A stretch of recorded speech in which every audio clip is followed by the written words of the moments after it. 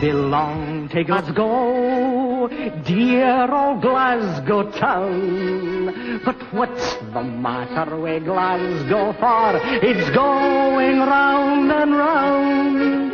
I'm only a common old working chap, as anyone can see. But when I get a couple of drinks on a Saturday, Glasgow belongs to me.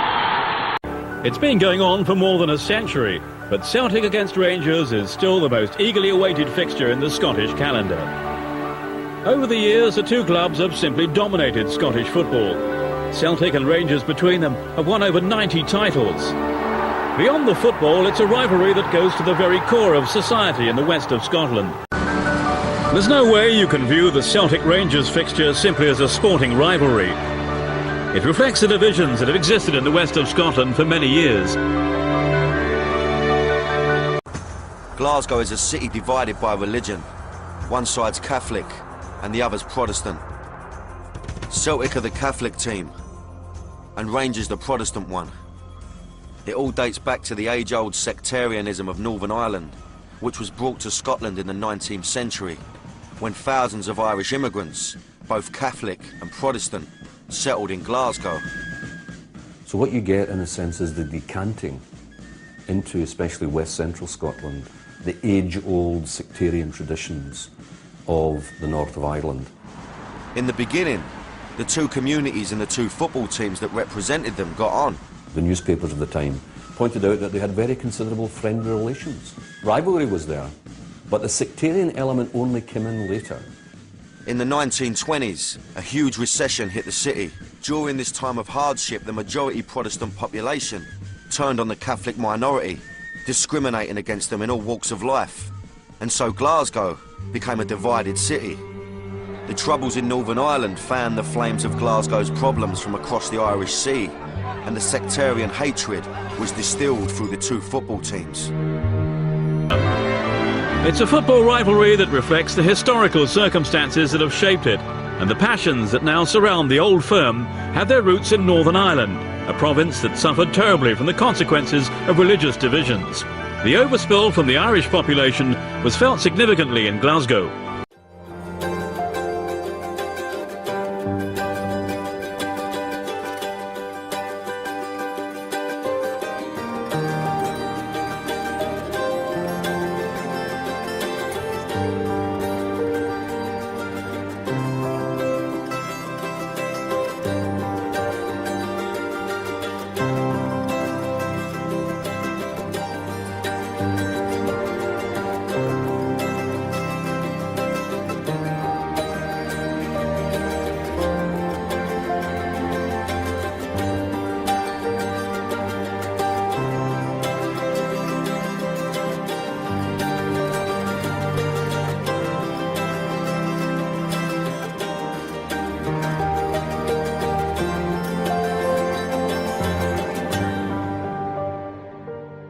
Billy, in your opinion, what's the connection between Ireland and Celtic? Well, it's a massive connection, Jimmy, in actual fact, because obviously Celtic were founded by exiled Irishmen.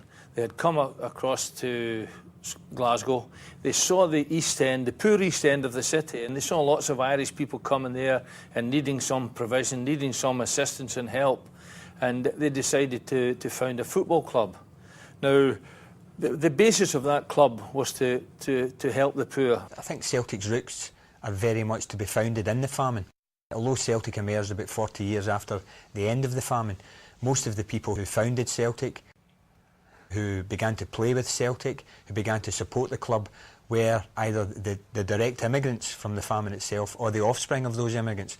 So the famine is absolutely intrinsic to the roots of Celtic and our knowledge and our way to understand Celtic Football Club. Glasgow's Irish came from the Ulster area, traditional province of Ulster in the northeast, particularly Donegal, parts of Fermanagh, maybe in northern Sligo. They entered an environment that was traditionally very anti-Catholic. If we take a figure from 200 years ago, for example, in Glasgow in the 1790s, there was something along the lines of 43 Catholics in the city. There was 2 in Lanarkshire.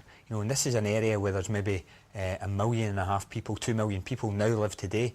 But there was this amount of Catholics, and there was 60 anti-Catholic societies in Glasgow. The issue of Scottish, if you like, anti-Irishism and anti-Catholicism, if you like, it's multi-layered. There's a whole variety of things in it. Partly it's economic, and there's no doubt about it. Whether this was the case or not, and that's an important point, it was the perception that they were regarded as strike-breakers, undercutters. They went to towns and villages like Glenboig, Carfin, Coatbridge, Airdrie, Motherwell, Hamilton, those areas of Glasgow, and just outside of Glasgow on the other side of the country like Port Glasgow, Greenock.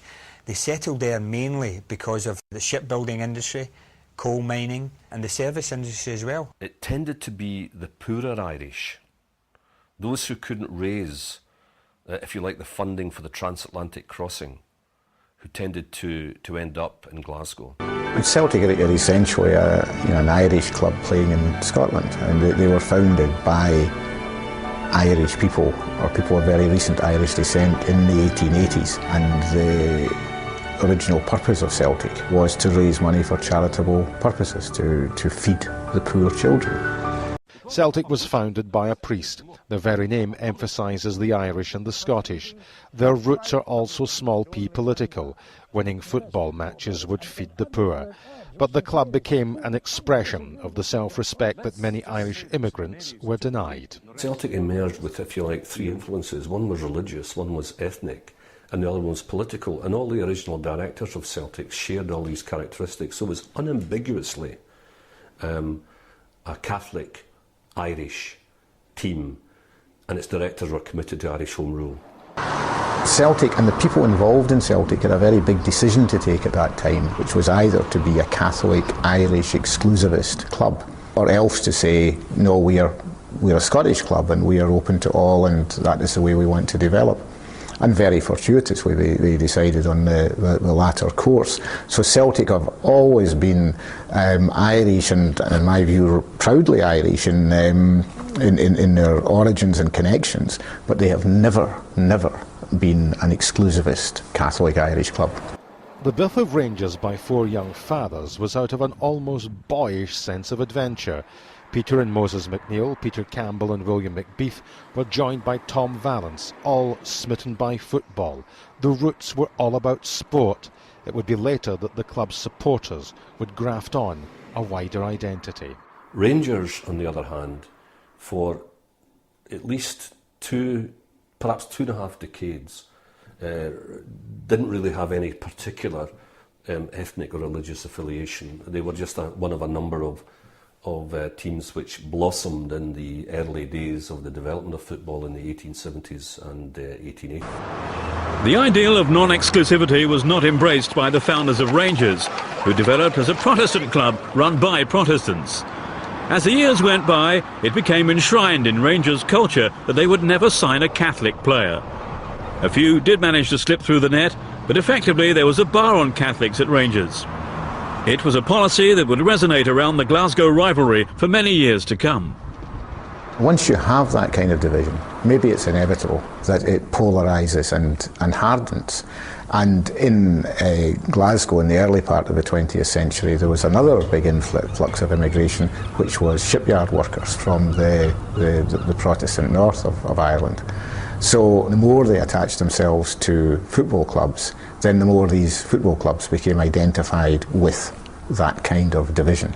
And they brought with them the songs and in some cases the prejudices, which certainly intensified the rivalry and the passions for good and very often for ill. Down the years, violence and the old firm have gone hand in hand. It's difficult to pinpoint when, and indeed why, the Old Firm fixture developed sectarian overtones. The first major riot involving supporters came at the end of the 1909 Scottish Cup final replay at Hampden Park. But that riot had nothing to do with sectarianism, rather a belief on the part of the supporters that the SFA were fixing matches in order to generate revenue. In this game, the Celtics played the Rangers. The Rangers won. What did not go into the records, but should have, was how many injuries there were before, during, and after the game. Scots, as everyone knows, do not talk much. That makes it difficult for a loyal fan of one team to persuade a loyal fan of an opposing team that he is wrong. So, with verbal persuasion denied, they bash each other in the mouth. The political problems between the Irish and the British were now perfectly drawn up in Glasgow behind sporting banners, and from the outset the clashes between the two became a holy war, producing a catalogue of violence. As early as 1898, the game was abandoned when 40 policemen were surprised by a 50,000-strong crowd. 7 years later, the police were ready, but the referee wasn't, and after Rangers won 2-0, he was chased off the pitch by Celtic fans carrying iron spikes. It took a player to die on the pitch to diffuse some of the tension between the two teams. Here are the teams, Glasgow Rangers and Dark Shirts, playing on their own ground. John Thompson, Scottish international goalkeeper, is among the Celtic team who play in striped shirts. I remember it. It finished up nothing each, and when John Thompson got injured before the half-time, they were all shouting and booing and everything like that. The Rangers supporters, you know. And Davy Meikle-John, the Rangers captain, came on and told him to be quiet. It was serious. See? Told him to be quiet. And in the second half, then the teams tried a leg, just played away because he knew it was serious. He never regained consciousness. The fixture continued undaunted, and it bred off its reputation. Even the suspension of league football during the Second World War didn't put off a succession of riots when the teams met in friendlies. Your casualty at your Royal Infirmaries and your places in Glasgow at that initial time, it got to the stage where these people hated when the Rangers and Celtic game came around because they knew what it was going to entail. It just wasn't going to be the 90 minutes with regards to who's the better team in the day or who's won the game. It was going to be all-out war.